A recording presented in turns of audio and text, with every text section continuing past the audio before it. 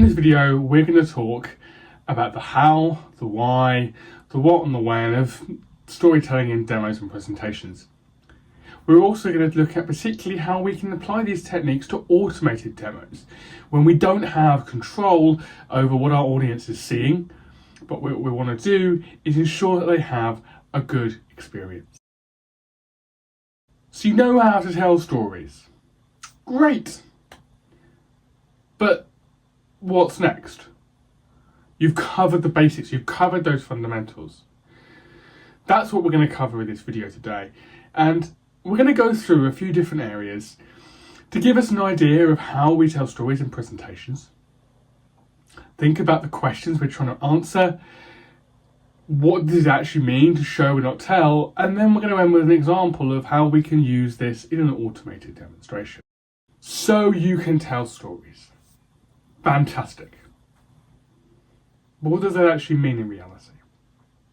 Who cares if you can tell stories if you're not doing so in a way that's effectively getting your message across? It's great to be able to tell stories, but doing so effectively in presentations and demos requires us to have a question that we're trying to answer. We tell stories as a means of communication. We can also use it to ensure that our message is being heard loud and clear. And that's where it comes into play in presentations. The solution to the problem only becomes truly compelling when we can demonstrate it to our audience, and that is where we start to use stories to illustrate that idea. So let's think about what the key elements are of telling a story. So in a presentation, there's really 5 things that you want to think about to have a beginning, a middle, and an end. The story has to go somewhere. You have to start, you have to come in, you have to finish. You've got to have a hook. You've got to get something that gets your audience in early. Think about Star Wars. Once upon a time in a galaxy far, far away. That's a hook. You're in. Lord of the Rings hooks you in. These rings that were crafted, the one ring that was all powerful. It immediately hooks you, grabs you. And the same principles apply when we're doing demos and presentations. Stories aren't as grand, but we still want to make sure we're having a hook. You want to have a payoff. You want the story to lead to something. You want to get to a point in the story where people go, aha, I understand why you told me this. Get emotional about it. Have emotion. This doesn't mean that you break down on the floor crying. What it does mean is that you think about what you're saying and you inject some emotion into that. You make people feel the story. You allow people to bring their own interpretation, and there's 2 things you don't do. You don't introduce a story, and you don't explain the story. You go in, you tell it, you let people interpret. So think. When you're telling a story, what is the question that you're trying to answer? When you're telling a story in the context of a presentation, in the context of a demo, an automated demo, what are you trying to answer?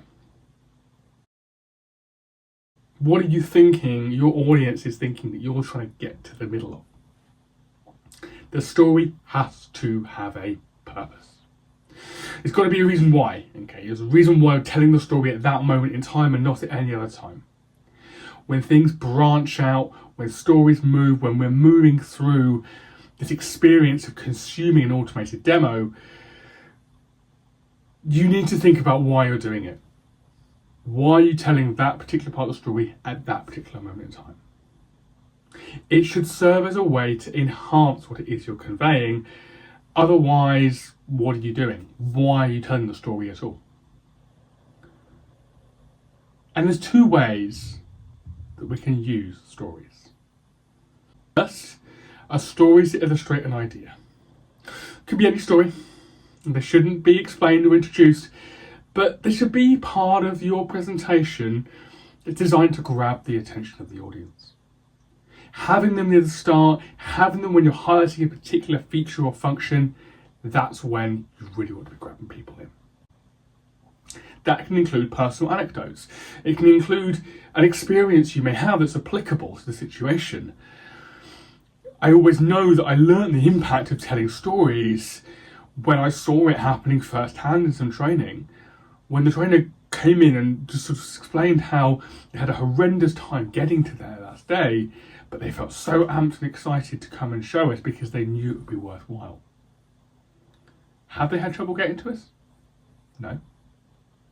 But the story got me in, and it made me think, aha, when I'm going and presenting to people, I've got to come in excited. Think about that. Think about how you weave that story. The second type is war stories that build credibility. So where you're relaying an example of something that's relevant to your prospect, to your audience, and it can and should really be about something that's happened, or at least be an amalgamation of those ideas. Something close to the truth. They should be relatable to the customer. You shouldn't be telling a story about making pizza when you're talking to a company that makes cars.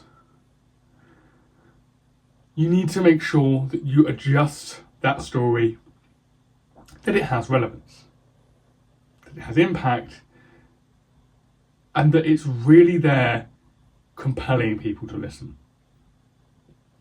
They don't have to be real, true stories. They should have some truth, they should have happened, but they don't have to be wholly real. You can adjust them, you can tweak them. They have to be realistic and they have to be believable, and you have to sound like you believe it. Because if you don't, it's going to be very obvious. The audience probably won't believe you. Show don't tell. What do we actually mean? It's the difference between introducing your story and the reason for telling it, and telling a story that achieves a goal without needing to make it explicit. I will tell you a story today about how I found a really compelling presenter, and it taught me something about presenting, and that was about this time that he came in, and that really taught me about how good it is to start your presentation with something really compelling that grabs your audience. That's boring. No one wants to hear a story in that way. It's much, much more compelling if you jump straight in, tell the story, get out, straight into your point. Allow your audience to come to the conclusion that you want without making them feel like you've spoon-fed them that information. Now, let's discuss an example. How would we do this in the context of an automated demo? There's a few things we're going to need to consider.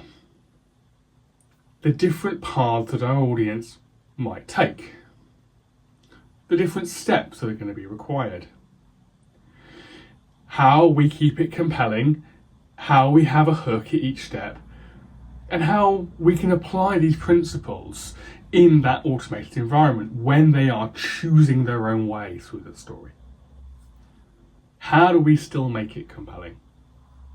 These are all the things that when we go from doing a live presentation, a live demo to an automated one, that we have to think about even more. Let's take an example of demoing an email client. Gmail. Gmail, Outlook Mail, take your pick. Something we all use every day. Think about how you would create an automated demonstration around that solution. We're going to have 3 different people in this situation. We're going to have our end user, our person that's sending and receiving emails. We're going to have our company director, the person who does that, but also has to coordinate all the activities. We're going to have our IT technician, the person who is responsible for making sure everything works. What story do we want them to take away from this application, this solution that we have, that we think is brilliant, that we know is brilliant? Well, we want them all to have one story which is overarching that says, this is going to make our lives easier. If we bring this in, this is going to make life easier because it's made life easier for other people like us. It's made life easier for someone like me. Now, each of them, though, are going to have their own separate paths. The information may be the same, but the route they get there will be different. All of these stories are possible. So the end user, we want their story to be, this is super easy to use, they're going to have a better experience than what they're currently using, and they'll feel more organised. They'll feel like it's going to make their life easier, do their job better. A company director, they're going to want to communicate better. We're going to want to tell them a story that says, oh, you know what, this really helps me realise that things can be better. If I implement this, this is going to make my life easier, make my business run better, I'll be more successful. And an IT manager, they want to know that it's going to fit within what they currently have. They know that it's change, but they want to know it's good change. They want to know that it's going to reduce their workload. They want to know that it's going to make life easier for them. How would we tell that story? Well, we would ensure that at each step we're bringing in aspects of that message, that key thing we're trying to get across. Because remember, the whole point of telling the story is that we're trying to convey this idea that our product is brilliant. So, in doing so, we're going to say at each of these points, this is how it makes your life easier. This is what it does for you. And here's how it's done it for someone else. So as you have each step of that demo, each part where you're maybe bringing in a video clip, a snippet, you're explaining a feature, you can use stories and the conventional storytelling techniques in those bits. You can use those stories to illustrate ideas. You can use those war stories. Maybe you're showing the security capability. And you can say, we had a customer who was taken offline for 3 days by their old email system, because it enabled a phishing email to get through. A user clicked on it, it was convincing, shut down their entire email for 3 days. What we have found is with our solution, this is how it makes it that much more secure. So in that, you're using a story, you're illustrating the idea, you're building some credibility, but you're also telling 3 different people 3 different stories. End user, I'm not going to get caught up by phishing. Company director, my company is safe. IT manager, this product's really secure.